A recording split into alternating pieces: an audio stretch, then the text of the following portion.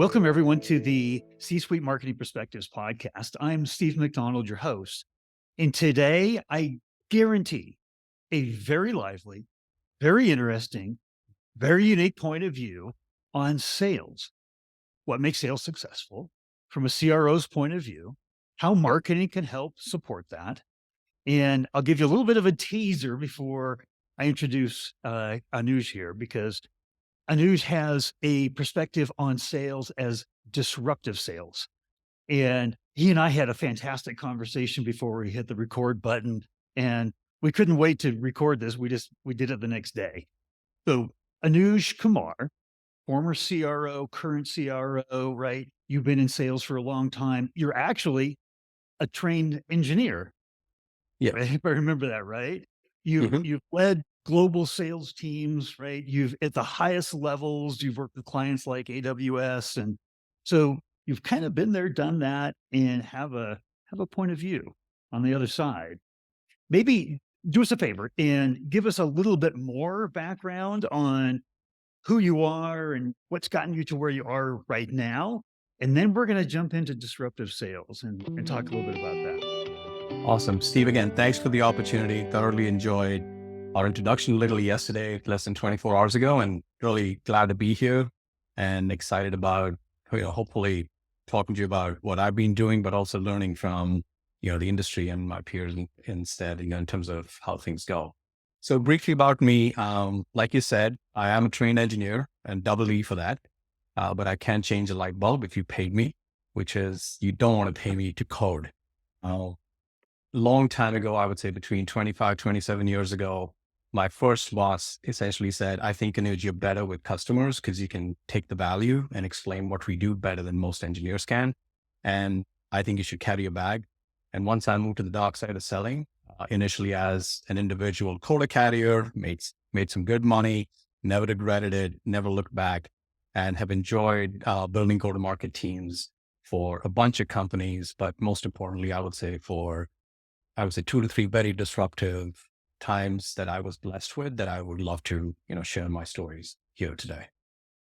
Well, with that, I think we're all probably on the edge of our seats, right? In terms of we think we're really familiar with sales, whether we're in sales, we're in marketing, right? We're in support of what you do. But explain to us your point of view on what disruptive sales is for us. Sure. So let me give you a little bit of story and a background on why we call it disruptive, or I call it disruptive. Imagine you have to go to a CIO or a CXO for that matter, and explain to them that, good morning, Mr. or Ms. CIO. Today, I'm here to explain to you why I would like you to spend millions of dollars on software that you could download yourself, build yourself, run yourself, maintain yourself, hire a bunch of people in funny countries to run it forever at half the price or a tenth of the price that I can. And most importantly, it's software that you'll never see. It's not even SaaS. So it's not something on your screen, but something that runs behind the scenes for you to make the software that you use daily run efficiently. And imagine you have to sell all of that in a subscription economy today, which is 2023, but 22 years ago in 2001, trying to explain to people that unlike the rest of the industry that you buy software from and then pay them a separate fee for support, I will basically charge you the same fee like a periodical or like your music subscription month after month, quarter after quarter, year after year. You keep paying me forever for this wonderful free software that in your free time or spare time, you can just run it yourself. That, I hope, is kind of my definition of disruptive, which is everything you know about how you procure, how you run, how you support, how you keep your customer success and customers happy is completely different than every other company or every other method of you actually interacting with another company. That to me is disruptive. So when you told that story, instantly I'm thinking in my mind, why is this guy, if I'm on the other side of the table, a buyer, why is this guy saying, like, why would I do that? Right. But then what it did is it absolutely piqued my curiosity. And it said, I'm going to hear something that I'm not going to hear from somebody else.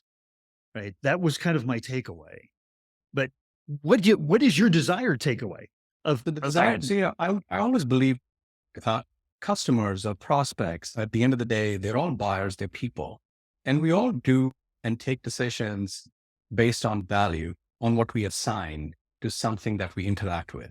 Whether it's personal shopping that you go to a mall for, or professional software, or things that you buy in IT on a daily basis, they're all emotionally charged decisions based on the value you assign to them. Everything I said initially about why would you actually end up paying for something that you could do it yourself?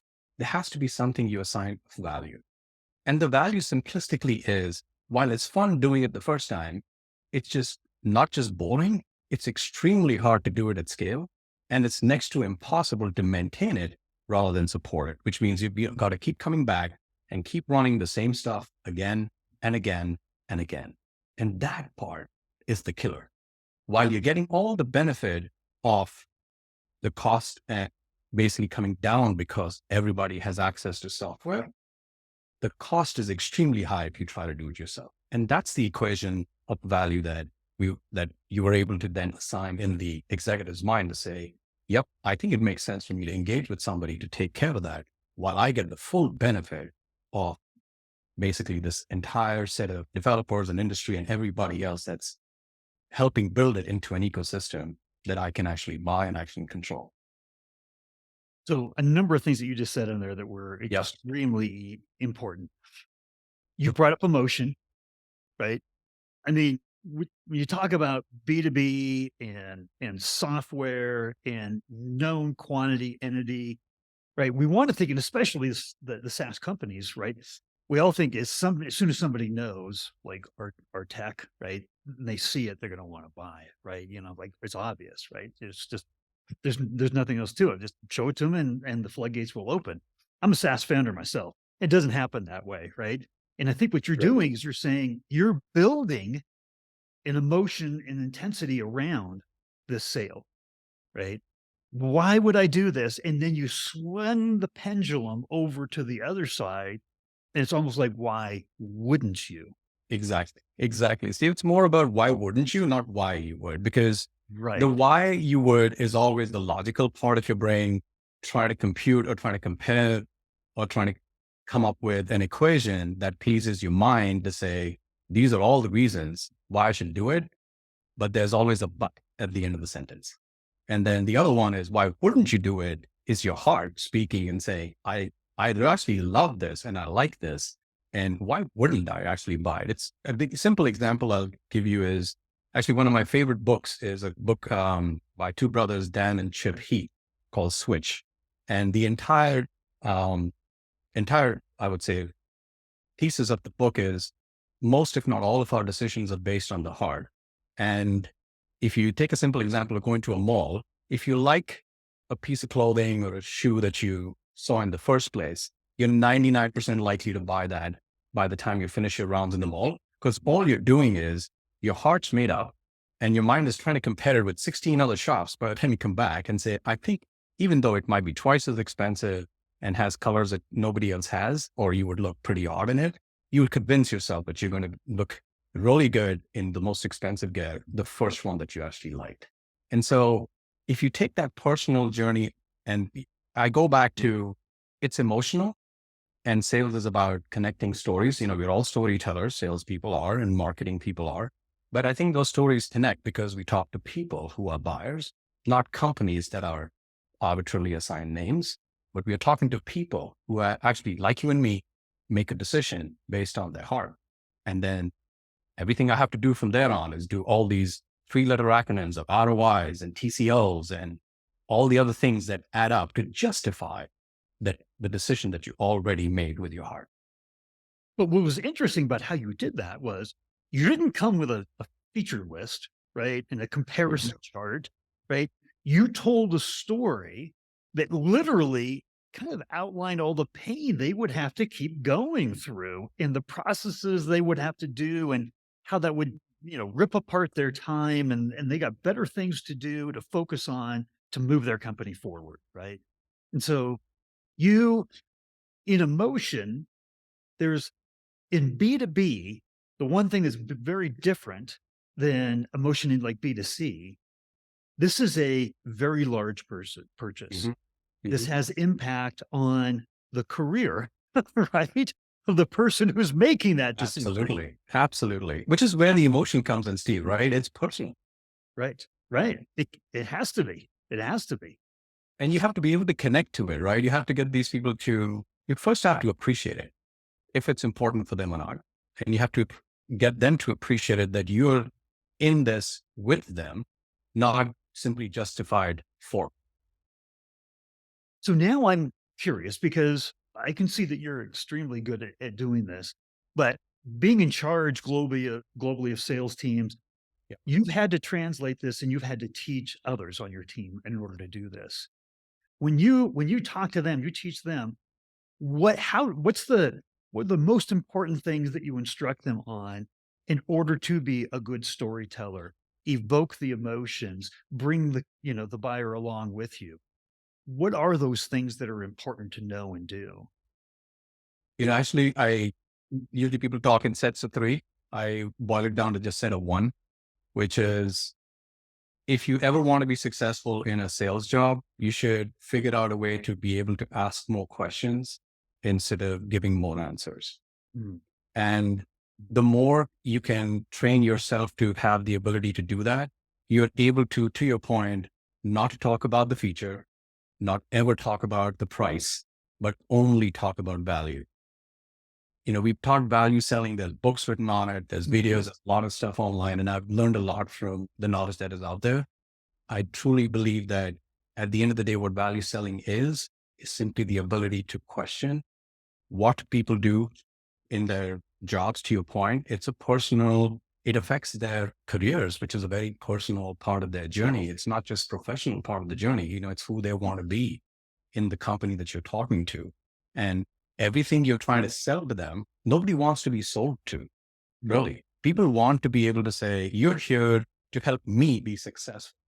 And I need to understand what is it that's going to make you successful, right? And if I can understand what that is, I can generally then take whatever I have to sell technically, but align it to how it will help you achieve your goals, which is the true value of what I do. The rest is just software with features, bits and bytes and pricing and terms and conditions. Those all come later. They all come to fit into the logic part of, do you buy all of it now? Or do you buy it later? Do you integrate it with somebody else or you do it later? Those are all things you can figure out once you know that the fundamental value that I'm trying to give to you is, have I understood it or not? And that only comes if in the conversation, the buyer talks more than the seller. And that's what I train my people on. Figure out a way that we can keep asking. So when I test my salespeople, I do not test them on the answers they give me. I always test them on the question they ask. If I'm interviewing, I'm always I'm also testing on the question they ask me. Suppose I'm interviewing for a position, I will first, if the candidate doesn't ask me a single question, usually my opening line, do you have any questions for me? And if they have no questions for me, I basically end the interview in 5 minutes or less. I'll say, I'll give you a brief of the company. Since you have no questions, I have actually no questions for you either. I probably just have a couple on your resume and we'll be done. And I declare it and I move. I'm pretty brutal about it. Because if either you didn't ask me the questions for only two reasons, either you didn't bother to check, which means you didn't bother to care, or you actually don't know anything, but you're still scared of asking. And if either of those traits are true, it's a dead on arrival on my team, because you will behave like that with my customers. And I cannot have that on the team. Now I'm thinking, when we met yesterday, I'm glad I had some questions for you. Or we No, wouldn't you had a be lot here of today. questions. I know I had a lot of questions, but that's how conversations flow, Steve, right? That's the genuine part of me trying to understand you and you trying to understand me as individuals and what we are doing. We all have, things to do. I would say the part that comes with the underlying thing of questions is where you spend your time. I kind of take time as salespeople are always talking about, we're always performance driven. We have quotas, we have timelines, we live in 90-day wars. Sure. But I firmly believe what you do with your time determines your outcomes. And There's a saying in my native Hindi language that says, if you have 10 hours to chop a tree, make sure 9 hours is used to sharpening the axe. So the more you prep, the more questions I'll have. If I prepped enough, I will have hundreds of questions for you. But if I didn't, I'll have nothing for you, which means I spend no time prepping. I spend all time trying to release what is in my head as a salesperson, which is the talking part. So sorry, I just gave you a whole view, but my whole thing is ask more and talk less, in a different way. So I know that you also prepare your teams for something else, and you talk about it as embracing the pain, Yeah. right? And you said before we hit the record button here, you're like, you liked that, didn't you, Stephen? I said, well, that's one of the things, right? That you have to be able to embrace that, especially as a salesperson, right? But what does that mean by you? Because it's one thing to prepare for the pain, it's another to actually embrace the pain. And I want to know what your thoughts and the difference on that is. So yes. So I would say, I think also the personal, let me give you the personal part and then kind of the professional part on it. The personal part is, there are salespeople and CROs and CMOs that are very good at different stages of a company, I think. And for me personally, I believe I'm good at a certain stage. And the first thing you have to do is be self-aware that you know what you're good at and what you're not good at, or what you like or what you don't like. And when I say pain, it's not that there's pain. There's this different kind of pain in terms of the effort is what I call pain. There's a lot of different things you have to do at different stages of a company. And when I talk about pain, I just declare it in the open that it's not just a rosy thing of getting leads from marketing, having conversations with prospects, and tracking conversion ratios for you to deliver your numbers. The pain comes from having to spend the time to prepare, having to spend the time to genuinely be interested in the buyers about what they do. And that pain is the effort that it'll take you more than normal to actually be successful in your role. And my desire to share that it's about the pain is there is joy at the end of the pain. I mean, no marathon runner achieves a better time unless they push their bodies a little more, for which they get a little bit of pain. Nobody that does more exercise in their gyms and says, I'm going to push that bench by another 5 pounds today. And it pains you, but you wake up next morning feeling exhilarating because you can see the results on yourself. So to me, that is the analogy of my pain. I'm not saying to break something, but I'm saying, unless you push a little and you feel the pain a little, you actually feel that you actually achieve something, and be ready for it, because that's the thrill of the chase, right? It's not just about doing mechanical conversion ratios and things that in this job that we do, or any job, but it's about pushing it a little, but be ready for it hurting you a little bit too. The pain, no gain, no pain. No gain, no pain, right? right? Yeah. Yep. Yeah. Translates to totally get it. So I want to kind of take a little bit of a turn here. And there's an entire support system that's supposed to be in place for sales. Sure. Right. It's all about revenue. It's all about sales. Everything else is in support of that, right? And CMOs we're trained these days, deep pipeline penetration, revenue minded, right? What does that mean to you? If you were to say to the world of CMOs that are going to be watching this, in this world of disruptive sales, embracing the pain, asking questions, telling stories, how do you want them to support you? First of all, I think, yes, the numbers kind of tell the story. So you could argue that sales is front and center. Everybody else is in support of it. I think I won't name him, but a very famous person said, either you sell or you build. There's no room for the third function in my company. Now, I treat marketing slightly differently. I think marketing and sales are essentially peers. They're just two peas in a pod, and they just do very complementary functions. For example, marketing is helping set the stage for me to legitimately actually have the ability to talk to somebody on the other side of the line for them to recognize what I am and who I do. Perfect example. I'm talking to you today thanks to a CMO making an introduction to you, right? It wasn't another salesperson talking an introduction to you. It was a marketing person because she saw that there is something in the future for me or for us to have this. And that's the second part. Marketers are at least 6 to 12 to 18 months ahead of sales. That's the way I look at marketing. They can see the light of their job function, I would say, is to help sales come 12, 18 months later and grab the opportunity that they have actually created for us to try to make the best of. So that's the first part. That timing is way ahead of us. They're smarter. They have to figure the whole story out, take it to a very wide audience.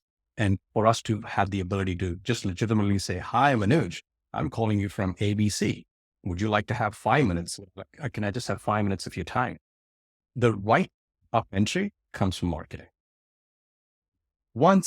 And then, we try to do the joys of selling. We have the thrill of the chase. We close a deal. We all celebrate. But true sales starts when the customer signs the PO. That's when actually sales starts, because now you actually have legitimately paid me something, done a transaction, and now you expect something in return. And that's when I believe sales and marketing have slightly different functions. We call it customer success now. But forget sales and customer success. Marketing has an even more important role to play in saying the brand that you associated yourself with, that you put your personal stake in it, your professional career on the line for, has other things to offer, is continuing to do well, independent of sales, independent of customer success, so that when that person who signed with us goes to their peers or their management or their board, for example, if you're selling at CXO level, they can stand up and say, this is the company I signed it. Look at what they're doing in the future now. See, they're in the news for this, or this is the other customer they signed up. This is who my peers are. That all comes from the synergy of marketing and sales. It doesn't come from just, because sometimes I say, the other thing I tell my salespeople is we're not in the hit and run business. Sorry, it's a very bad analogy, but Right.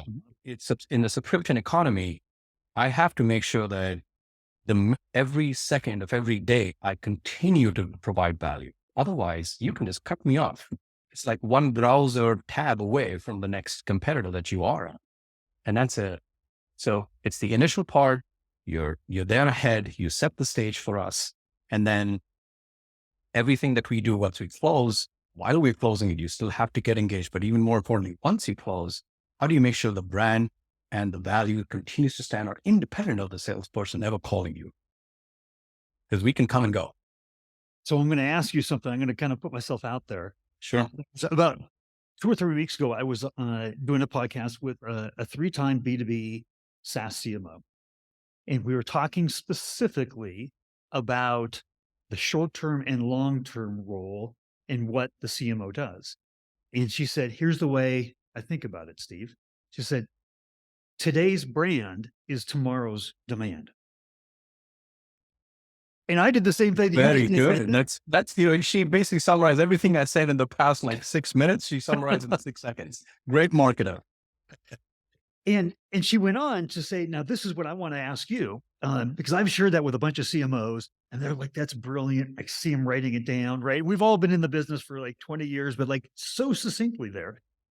What she said is, if we do that properly, it actually takes cycles away from the sales process, right? Where instead of having to educate who we are, what our brand is, that we're actually experts at what we do, that we're trusted advisors, right? Instead of building up that trust and spending the first part of that ABM process in trying to build that up, if marketing has done the job right, you come in as the trusted advisor, right? And that does take sales cycles away.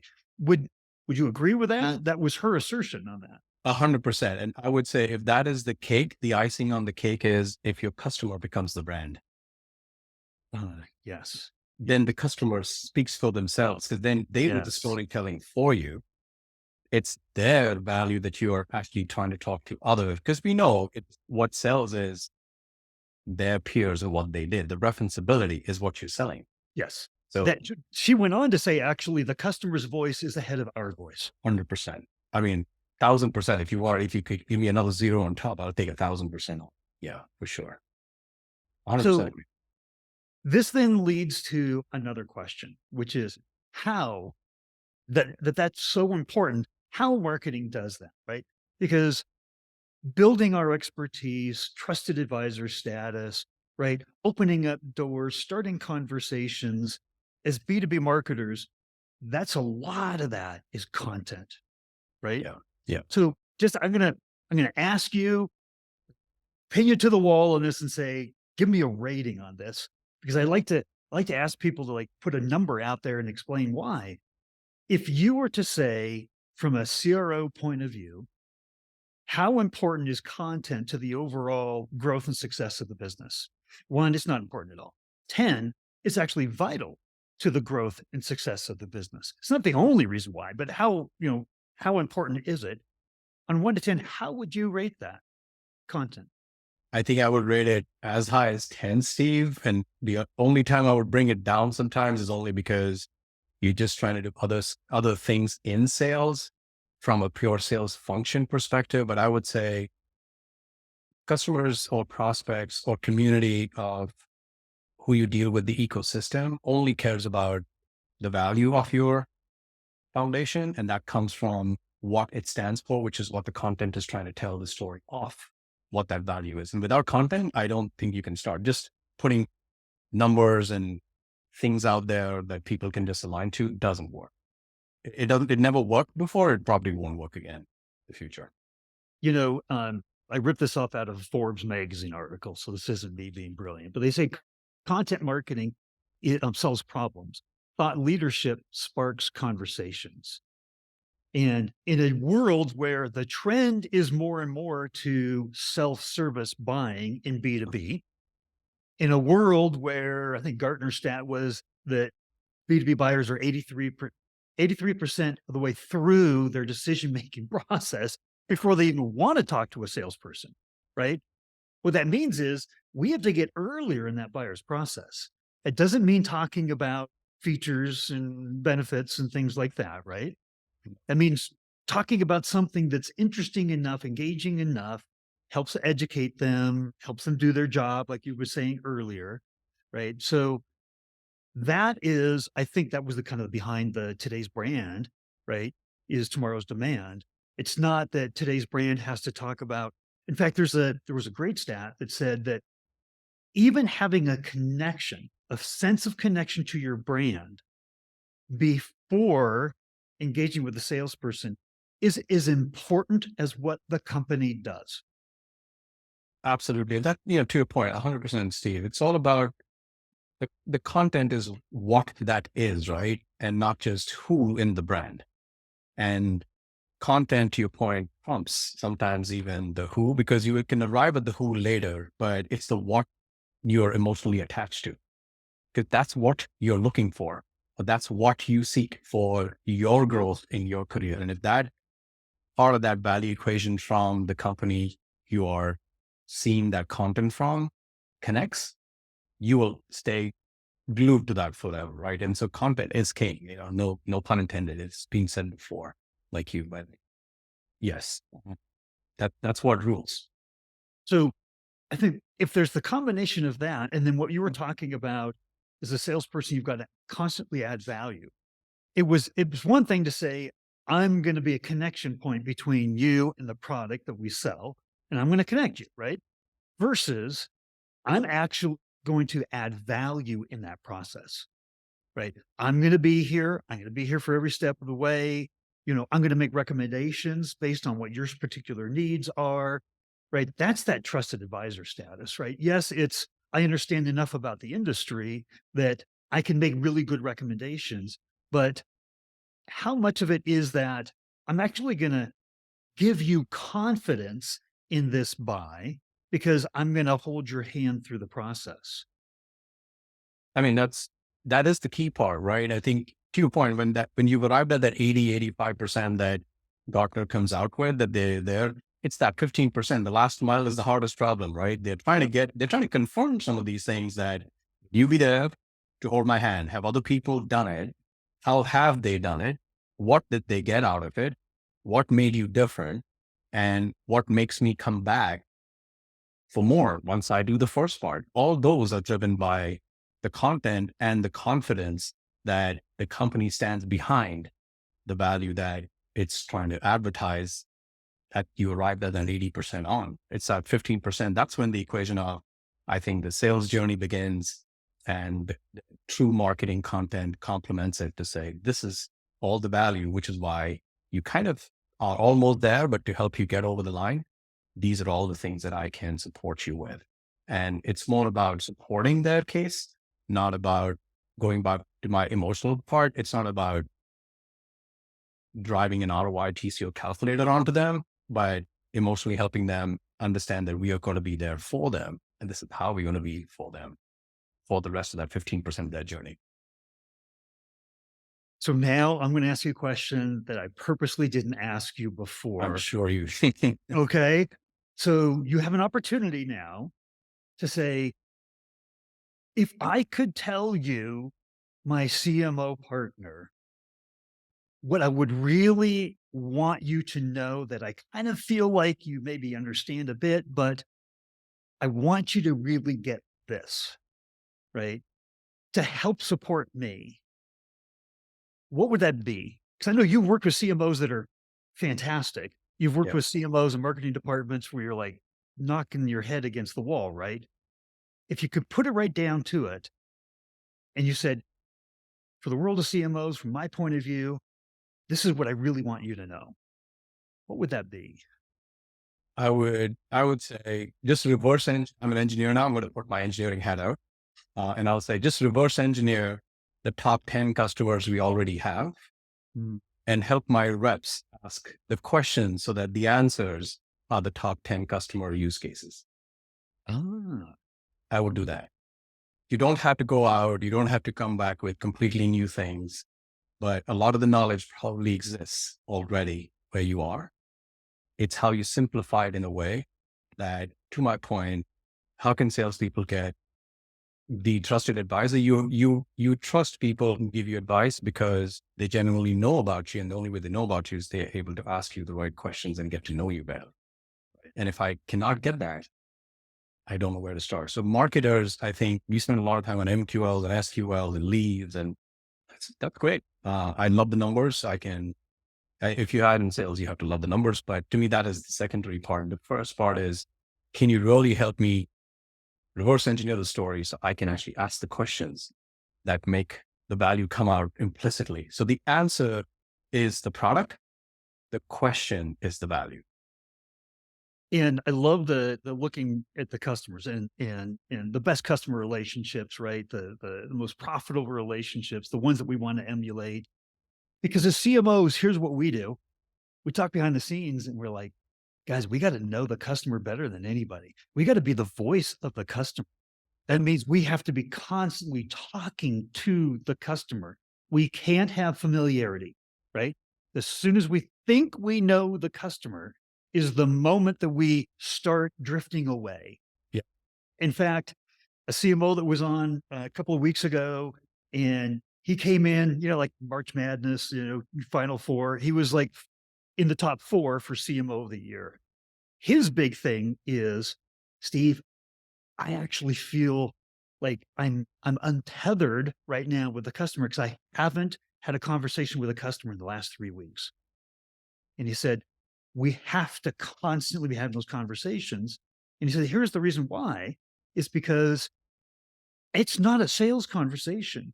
When you're having a conversation with somebody as the SVP of global sales or CRO, head of EMEA or whatever it is, right? You come with the title of sales. Yep. Right. And so there is a different conversation that can happen when the buyer knows, the prospect knows this isn't a sales conversation. This is a learning conversation. And we generally want to know. Right. So I just wanted to, if a CMO wants to be the highest voice of authority as representing the customer, would you support that? Or would you say we both have to do that? We have to share that title, that role. How would you think about that? I, the way, like I said, Steve, I truly believe that marketing and sales are two teeth apart. So I think it's very complementary. They actually ask the same buyer, different dimensions of the same journey that they go through. Right. Because there's a portion of arriving from 0 to 83 before they arrived at my door. That's a lot to do with hopefully marketing and product in a mix of that you arrived at. So I would say that part is so they do that part of the discussion with the customer and questioning what the value is. It complements the other part, which sales would engage with, is questioning the applicability of that value to their business. One is value itself, and then applicability into my business. And those are very complementary parts that both CMOs and CROs can work together on. You know what you just articulated that is, because there's this riff, right? Like throughout the industry, everybody talks about, misalignment, friction between marketing and sales. So we talk a lot about alignment. How do we get into alignment?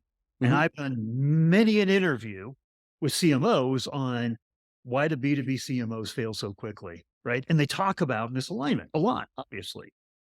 What has never come up with in all those conversations is what you just said, which is there has to be this voice of authority is absolute, right? We all know the customer is the highest voice of authority. That's right.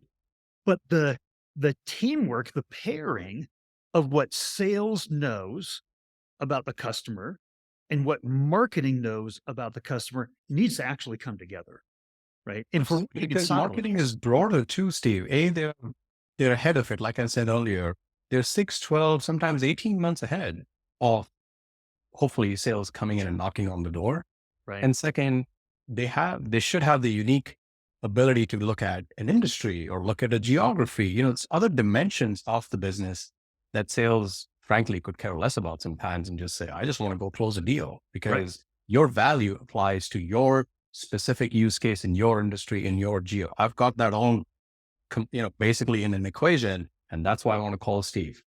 I got that, right? So I've got the science part of it, but the art part of it is what marketing is helping me get to the science part. So marketing actually helps me get to fine tuning what I need to go get so that when I arrive, it lands with a much higher probability than it would have landed without.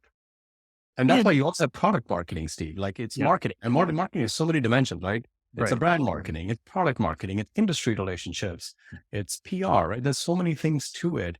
Collectively, it's an art to put those things together in time before the first call onto the prospect. That's the art. Right. And also, marketing needs to hear a little bit on we put all this together in the persona, right? In the buyer's journey. And we try to help educate the company and the sales team. But also we need to be listening of this theory of what we've put together of who this persona is and what their wants, needs, and desires, right, are, and how they describe the problem and everything.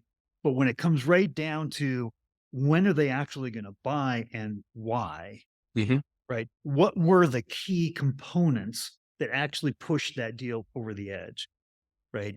And we need to be listening to that too. What got the deals that were stuck, got them unstuck, right? Where were we in the journey? What was going on? And what were the questions that were happening, right?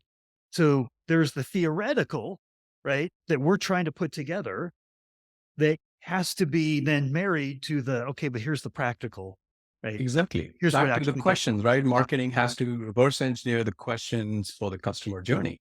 And the customer will share with you how they went through that decision cycle from 0 to 100 in this case. Now, once you have a customer, you have the full 100%, right? You don't have the 0 to 83. You now have the full 100. And you do that, you compare it to the sales wins. If you have good win wires internally, if you do a disciplined process, then you'll get the reverse engine how sales actually close the deal. So they will share our side of the equation. Marketing can have the customer side of the equation. And now you married the two together and said, this is what the customer is looking for.